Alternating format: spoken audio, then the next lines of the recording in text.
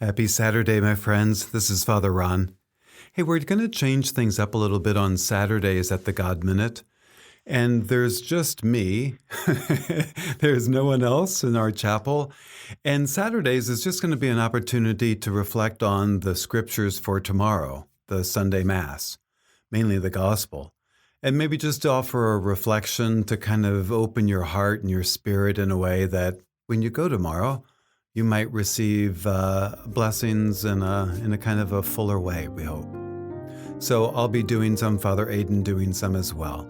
So thanks for being with us today. Let's go right into the scripture for tomorrow. A reading from the Gospel of Matthew, chapter 5, verse 17 to 19. You have heard that it was said to the people long ago, "You shall not murder." But I tell you that anyone who is angry with a brother or sister will be subject to judgment. You have heard that it was said, "An eye for an eye and a tooth for a tooth." But what I tell you, do not resist an evil person. If anyone slaps you on the right cheek, turn to them the other cheek also. You have heard that it was said, the Gospel of the Lord. Thanks be to God. I've started the keto diet. If you've ever heard of it, it's kind of the rage out there now. The keto diet to lose a little weight and to feel better in the hope of more energy, basically. So I've been on it for about a week. Well, no, actually, probably 3 weeks. So it hasn't done much for the mental capacity. But the hardest part of the keto diet is having to relearn everything that I was told and read about regarding food nutrition and which foods are good and bad for you. I think most of us were probably told the same thing. Heavy whipping cream, it tastes delicious, but it's bad for you. Use sparingly. Red meat with lots of marbled fat, avoid it. Bacon? Oh, no. Yeah, it's delicious, but bad for you. Butter, mayonnaise, full-fat sour cream, all made by the devil. All bad for you. But the keto diet is one that orients your body to burn fat for fuel rather than carbohydrates, which is the norm, the default. So when we take in more carbohydrates than we burn in a day, they get stored in our body, and if unused, they turn to fat. And since most of us eat far more carbohydrates than we need, along with kind of a sedentary lifestyle, we Americans just get bigger and bigger. So the keto diet is partly about starving your body of the carbohydrates so that it will change tactics and burn your fat for energy instead of the carbohydrates. It's why a lot of people use the keto diet to lose weight. You lose it rather quickly. So we'll see. I'll keep you posted. But here's my point, folks. I was always told and read that fats are bad for you, to avoid them. And now I'm being directed to eat 80% of my daily calories every day as fats. And as I said, I've been on the diet about 3 weeks, something like that.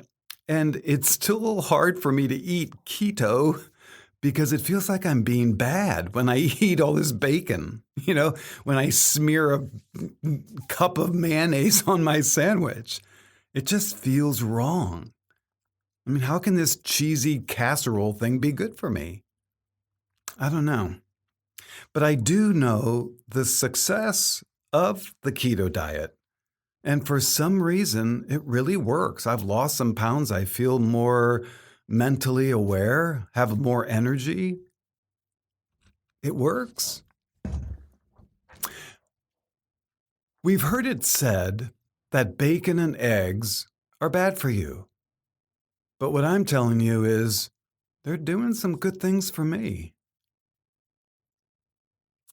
Our scripture today reminded me that it's not just mayonnaise and cream, but a good number of things over the years that we've all read or watched or were told that we assumed as absolute truths that may just have another side. Things that may hold some truthfulness, but maybe doesn't contain the fullness of it.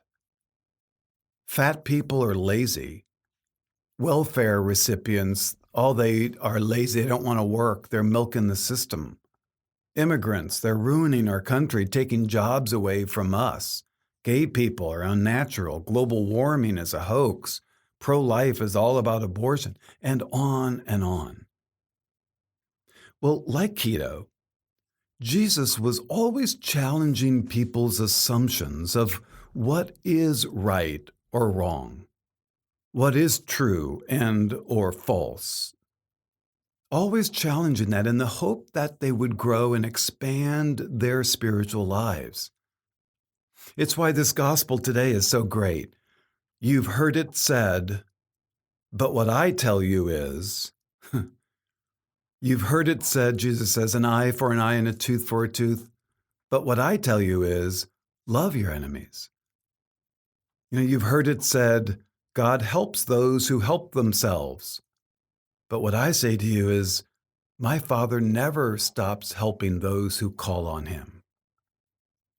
You've heard it said, people on welfare are milking the system. But what I tell you is, feed the hungry, clothe the naked, whether they deserve it or not.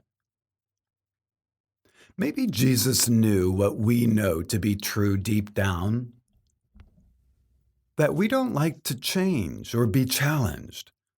We're happy living in a black and white, comfortable and justifying our actions, our thoughts, our choices, our bigotry, our racism. It's how we were brought up. This is what I was told. And we continue its violence by not challenging it, not examining these assumptions in light of the gospel of Jesus Christ. And I think that's all that Jesus is saying to us today in this gospel. And what I'm learning in a weird sort of way with the keto diet, that when we make the effort to reflect upon the things we assume are true and put in the effort to learn more, to open our perspective to others in the light of the truth of Jesus, we might just be surprised how we change for the better.